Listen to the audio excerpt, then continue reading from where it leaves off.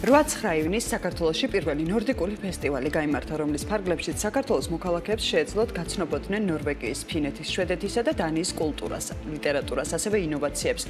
ფესტივალის ფარგლებში ყველა დაინტერესებულ პირს შესაძლებლობა ჰქონდა პირადად შეხვედროდა სკანდინავიური ქვეყნების ელჩებს. ნორდიკულ დღეებზე ასევე წარმოდგენილი იყო კერძო სექტორიც, რომელიც თავისი საქმიანობით დაკავშირებული არის სკანდინავიურ ქვეყნებთან. ფესტივალის ერთ-ერთი სპონსორი იყო ნორვეგიული Clean Energy Invest, რომელიც Tata Power-თან ერთად ფლობს საქართველოში ერთ-ერთ მსხვილ ენერგო კომპანიას აჭარის წყალი ჯორჯიას. აჭარის წყალი ჯორჯიას აღმასრულებელმა დირექტორმა სატიჩ ფატმა მონაწილეობა მიიღო ფესტივალის ფარგლებში გამართულ კორპორაციული მდგრადობის საპანელო დისკუსიაში, სადაც ისაუბრა მდგრადი განვითარების მნიშვნელობაზე, ასევე გამოწვევებზე, მიღწევებზე და იმ საქმიანობაზე, რაცაც კომპანია ამ მიმართულებით მუდმივად ახორციელებს.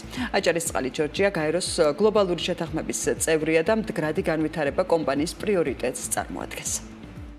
ეს ძალიან მნიშვნელოვანი დღეა ჩვენი კომპანიისთვის, რადგან ჩვენი რამდენიმე ინვესტორი სწორედ ნორვეგიიდანაა. ნორდიკული დღეები კი ჩვენთვის ერთ-ერთი გამორჩეულია. კორპორატიული მდგრადობა და გარემოზე ზრუნვა აჭარის წყლის მუდმივი საზრუნავია. შესაბამისად, მაქსიმალურად ვცდილობთ, რომ ამ მიმართულებით ბევრი აქტივობა დავგეგმოთ და განვახორციელოთ. ჩვენ მივყვებით მდგრადობის საერთაშორისო სტანდარტებს. ამ მიმართულებით ბევრი საინტერესო პროექტი გვაქვს განხორციელებული და სამომავლოდაც გვეგმავთ.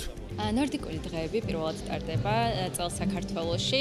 ძალიან მნიშვნელოვანი ღონისძიებები გაიმართება ნორდიკული დღეების ფარგლებში და ერთ-ერთი მიმართულება გულისხმობს პანელურ დისკუსიებს სხვადასხვა მნიშვნელოვან საკითხზე, როგორიც არის ურბანული დაგეგმარება, კორპორაციული მდგრადობა, განახლებადი ენერგიები, მდგრადი მოდა და ასე შემდეგ. შესაბამისად, ქართულ კომპანიებს ეძლევათ შესაძლებლობა, რომ გაეცნონ თუ როგორ ნერგავენ მდგრადობის სტანდარტებს ნორდიკული კომპანიები თავიანთ საქმიანობაში, როგორ საქმიანობენ აღნიშნული კომპანიები საქართველოში და როგორ ცდილობენ, რომ ხელი შეუწყონ არა მხოლოდ თვითონ კომპანიის ფარგლებში ამ სტანდარტების დანერგვას, არამედ ბაზარზე და საზოგადოებაში.